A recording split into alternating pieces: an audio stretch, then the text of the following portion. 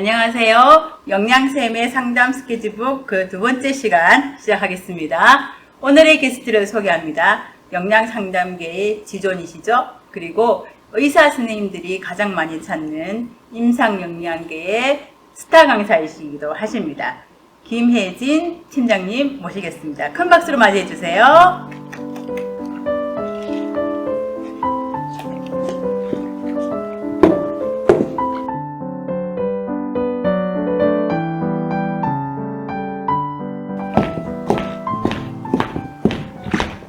안녕하세요. 네, 팀장님 반갑습니다. 잘 지내고 계셨죠? 네.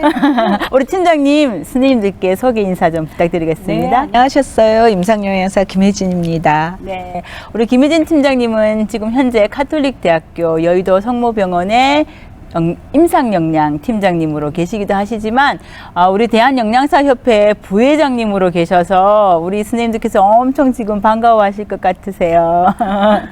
네, 지금 나오실 때 BGM을 우리 팀장님께서 직접 선곡하셨다고 들었어요. 그 이유가 있으실까요? 예, 선생님들께서 지금 사실 급식도 하시고 행정 업무도 굉장히 과중하시기 때문에 현장에서 학생들이 또 만성질환과 또 알레르기 질환 같은 것들이 굉장히 많은데 교육 상담을 해야 될 케이스는 많은데 너무 현장이 바쁘시다 보니까 많은 부담을 가지고 계시다고 들었어요. 그래가지고 제가 오늘 교실에서 1분 안에 교육 상담을 할 수 있는 비책을 알려드림으로써 선생님들의 걱정을 훨훨 알려드릴 수 있도록 그런 곡을 선곡해 봤습니다. 우리 팀장님의 진심이 가슴에 확 와닿습니다. 팀장님 말씀대로 우리 학교 현장에 계시는 영양 선생님들은 과중한 업무 때문에 실제적으로는 정말 열심히 해야 할 영양 상담을 못하고 계시다는 그런 어려운 점이 있는데 오늘 이 시간에는 영양 상담의 핵심을 쫙쫙 빨아 모아서요 이렇게 전할 수 있는 그런 꿀팁을 한번 모아보도록 해보겠습니다. 우리 팀장님 준비되셨죠? 네. 설레고 사실 떨리지만 한번 열심히 화이팅 해보겠습니다. 감사합니다. 자, 먼저 영양 상담을 진행하기 전에 우리 영양 스님들께서 먼저 알고 계시면 좋을 것들, 그런 것들이 있을까요? 한국인 영양 섭취 기준 아마 선생님들이나 저나 저희 학교 다닐 때 다 배웠던 거잖아요. 한국인 영양 섭취 기준과 영양 실태에 대해서 저희가 좀 먼저 알고 있어야지 학생들의 지금 현재의 상황, 또 식습관 같은 것도 중요하지만 이 영양 실태 기준하고 또 영양 실태를 갖다가 적용해 보면서 앞으로 일어날 수 있는 예후를 예측해서 이 학생이 추후에도 영양 상담을 할 때 많은 도움을 줄 수 있기 때문에 한번 저희가 영양 섭취 기준과 영양 실태를 갖다가 다시 한번 이렇게 공부를 해보는 것도 굉장히 좋은 일인 것 같습니다. 네, 팀장님께서 말씀하신 한국인 영양 섭취 기준에 대한 영상이 준비되어 있다고 하니까요. 그 영상을 한번 보고 다시 이야기 나눠보겠습니다. 2015년 한국인 영양 섭취 기준 주요 내용만 쏙쏙 정리해 보았습니다. 지금부터 함께 확인해 볼까요? 한국인 영양 섭취 기준이란 국민의 건강 증진 및 질병 예방을 목적으로 에너지 및 각 영양소의 적정 섭취량을 나타낸 것입니다. 관련 항목도 하나하나 함께 살펴볼까요?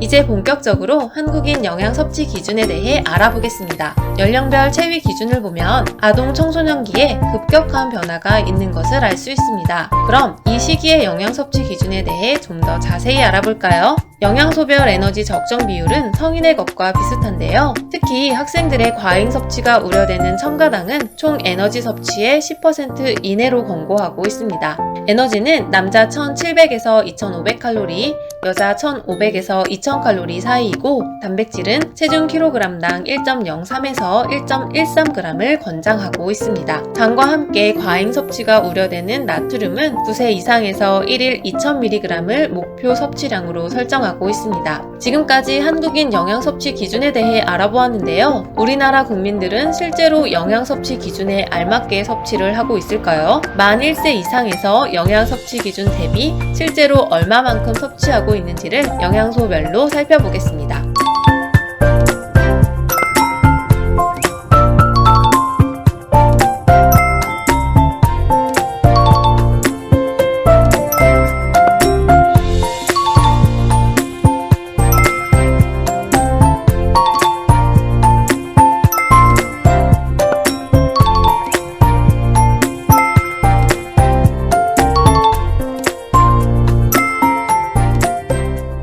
결과를 살펴볼 때 우리 국민들은 영양 섭취 비율의 불균형이 다소 심각하게 나타났는데요. 이러한 불균형이 지속될 경우 향후 다양한 질병이 발생할 수 있습니다. 따라서 영양 선생님들의 교육과 영양 상담을 통한 학생들의 식생활 개선이 무엇보다 중요한 때라고 할 수 있겠죠?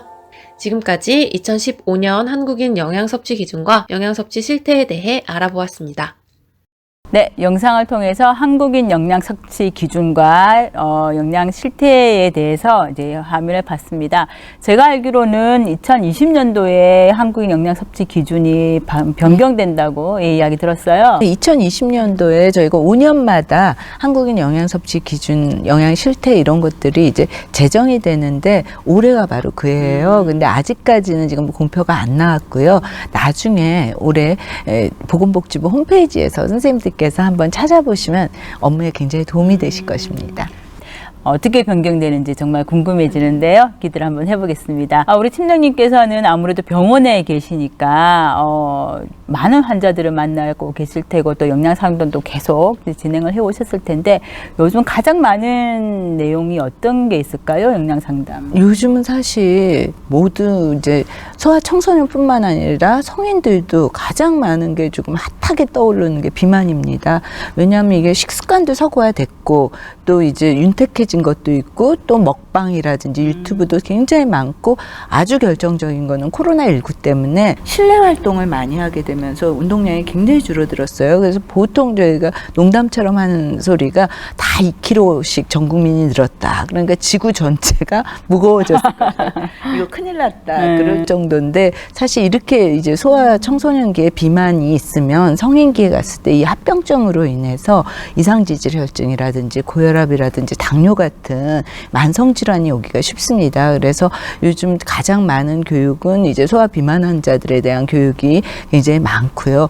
또 이분들을, 이 학생들에 대해서 제대로 교육을 안 하면 이게 성인이 됐을 때 만성질환까지 이어지기 때문에 선생님들께서도 그 소아 비만에 대한 교육을 갖다가 좀 많이 하셔야 될 것으로 생각됩니다. 네, 맞습니다. 지금 우리 학교 현장에 보면은 요즘은 예전에는 없던 만성질환을 앓고 있는 학생들이 종종 있어요, 정말로. 그래서 그런 아이들 같은 경우 이제 영양 상담을 할 때 사실은 질병을 가지고 있는 학생들이기 때문에 상담에 대한 부담이 저희가 조금 있거든요. 예, 그럴 때는 어떻게 해야 될까요? 근데 사실 그 교육 상담을 할 때는 그 질병을 가지고 있는 학생들 같은 경우는 사실은 이제 병원에서 처방을 갖다가 받는 것이 이제 우선이긴 하지만 현장에서 저희가 선생님들이 도와주실 수 있는 방법은 그냥 간단히 말하면은 2가지 정도를 갖다가 확실하게 지키시면 됩니다.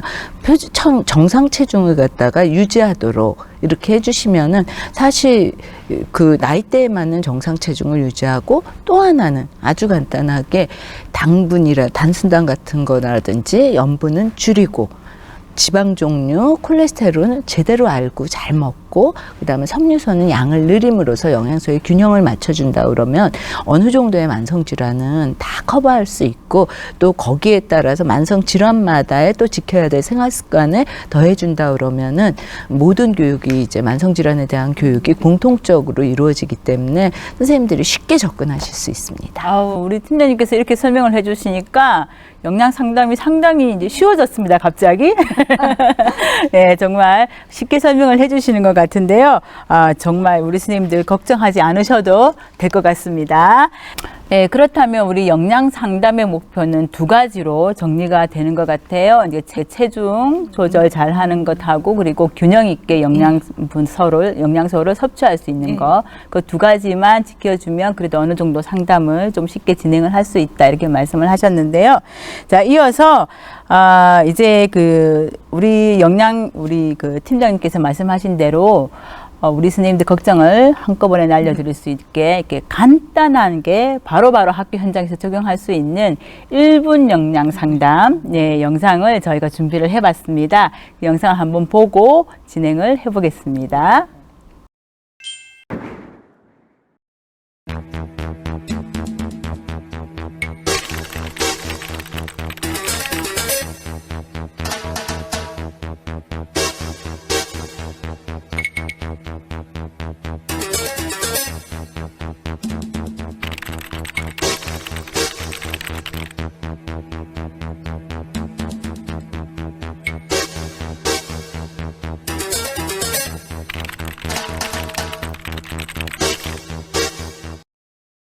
고혈압이 있는 쑥쑥이 같은 학생들과의 영양 상담에서는 다음과 같은 점을 염두에 두어야 합니다. 첫째, 체중 조절을 목표로 삼아야 합니다. 이는 비만할수록 혈압이 높아지기 때문입니다. 이때 좋아하는 음식을 완전히 제외시키는 것보다는 열량과 나트륨이 적은 식품으로 대체하는 요령을 교육해야 합니다. 둘째, 저염 식사를 계획해야 합니다. 평소 식사에서 나트륨 함량이 높은 식품의 종류, 양, 빈도가 어느 정도인지 기록하여 염분 섭취 습관을 파악하고 바람직한 식사 계획을 세워야 합니다. 또한 변화된 식습관을 장기간 유지할 수 있도록 하는 것이 중요합니다. 그 외에 규칙적인 운동과 함께 전곡류, 과일, 채소 등 칼륨과 섬유소가 풍부한 식품 섭취를 늘리는 방법을 교육하면 혈압을 조절하는 데 도움을 줄 수 있습니다. 네, 이번 영상은 고혈압 환자에 대한 1분 영양 상담 영상이었습니다. 우리 고혈압 같은 경우에는 비만이 되면 확률이 더 높아지고 또 그렇기 때문에 체중 조절이 중요하다라는 내용을 담고 있어요. 예, 그렇죠. 왜냐하면은 사실 어린아이들이 소아청소년기에 무슨 혈압이 높냐 그런데 사실 환자들이 있습니다. 그리고 이럴 경우에는 추후에 이제 성인이 된 다음에 고혈압으로 본격적으로 나타나고 심뇌혈관 질환이라고 그래서 심장마비가 온다든지 뇌졸중이 온다든지 이런 식으로까지 진행이 될 수 있습니다. 그래서 이런 소아청소년기에 체중 조절과 또 음식을 갖다가 좀 싱겁게 드시는 염분 조절을 하면서 기타 생활 습관을 조정해 준다 그러면 이제 어른이 돼서 만성질환으로 진행하는 것을 멈출 수 있게 되기 때문에 지금 현재 학교에서 현장에서 선생님들이 조금만 관심을 가지시고 이걸 딱 잡아주신다 그러면 국민 보건 향상에 도움이 될 것입니다. 예, 아주 널리 국민 보건 영양까지 줄 수 있는 우리 영양 선생님들이 고혈압 혹시 질병을 가지고 있는 학생들 같은 경우에는 관심을 가지고 꾸준하고 지속적으로 상담을 진행을 해주시면 좋겠습니다. 자, 다음 영상은 우리 영양 상담계의 레전드 비만에 대해서 한번 영상을 보겠습니다. 영상 보시죠.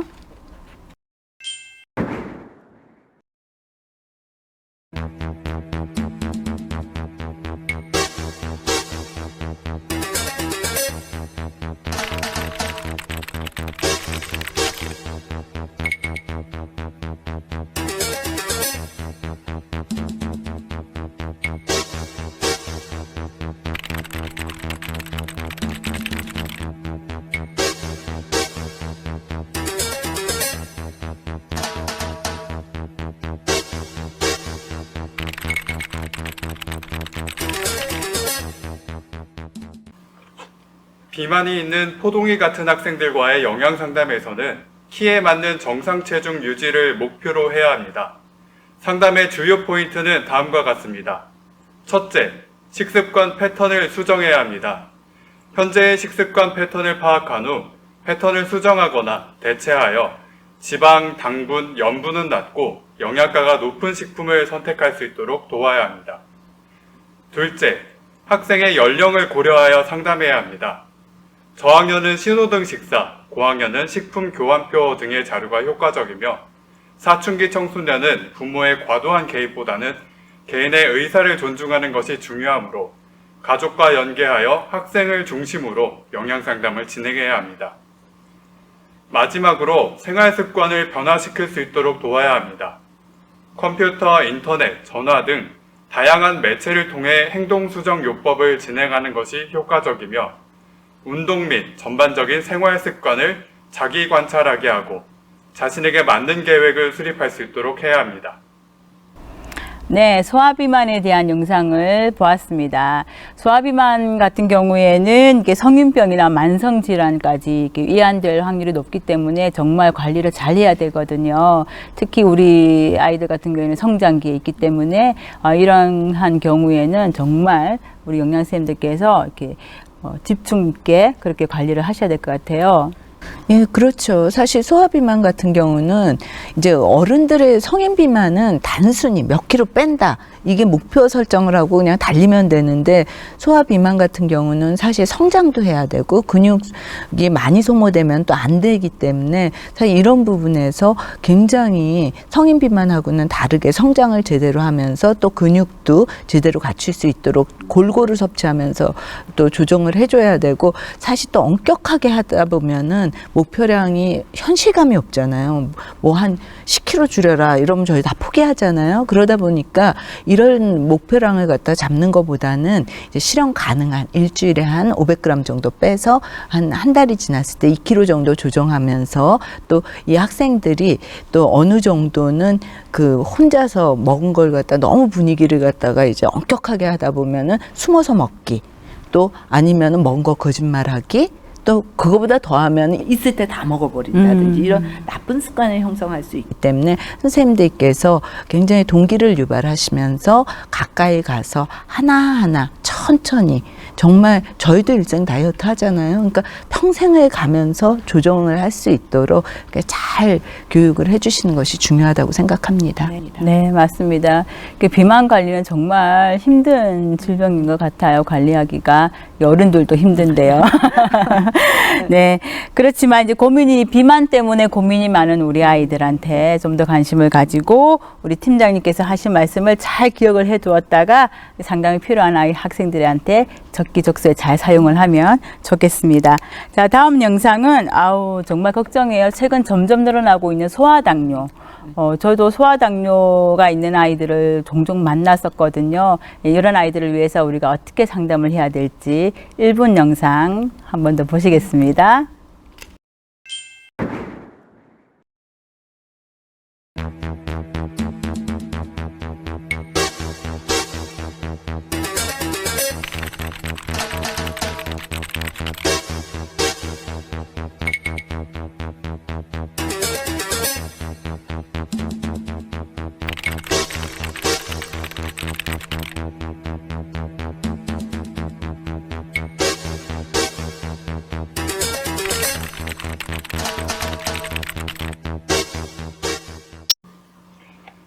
당뇨가 있는 푸우 같은 학생들과의 영양 상담에서는 정상적인 혈당 조절을 목표로 해야 합니다.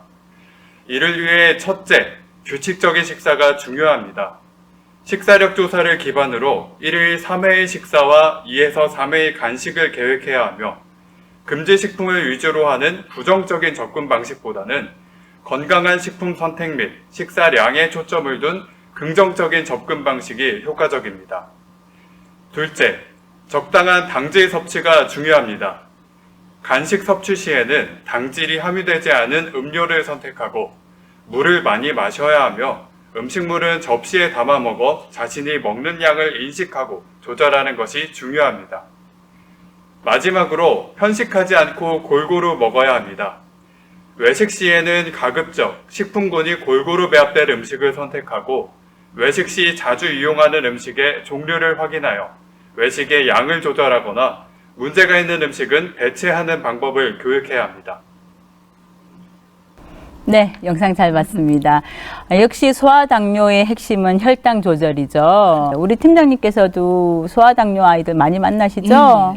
사실 지금 정부에서도 일형당뇨, 소아당뇨 하나들을 위한 시범 사업도 지금 사실 하고 있을 정도로 굉장히 국가에서도 관심을 많이 두고 있는 사업도 있는데 과거에는 소아당뇨라고 해서 이제 일형당뇨만 많았다면 요즘은 이제 체중이 많은 아이들에게서 나타난 성인에게서 나타나던 이형당뇨까지 이제 환아들이 많아졌어요. 그래서 소아당뇨인 환아들 같은 경우는 사실 이 성장과 또 이제 발달을 계속 해야 되기 때문에 어느 정도 연령대에 맞는 체중을 유지하면서 성장을 할 수 있는 데다 포커스를 둬야 된다면 이형 당뇨 같은 경우는 철저히 체중 조절을 갖다 비만으로 인해서 생기기 때문에 체중 조절을 해주는 게 굉장히 중요하고요. 또 당뇨가 있다 보면은 이게 지방이 많게 되면 이 심혈관계 질환까지 갈 수 있거든요. 그러니까 총지방량이라든지 포화지방산 그리고 콜레스테롤 같은 거를 적극적으로 제한해주는 식사를 갖다가 권장을 해줘야 됩니다. 그리고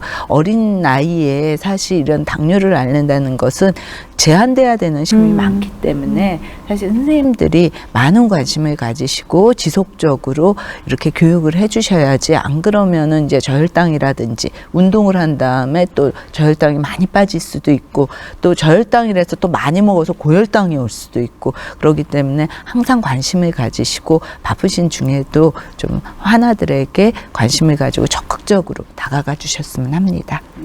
네, 말씀 잘 들었습니다.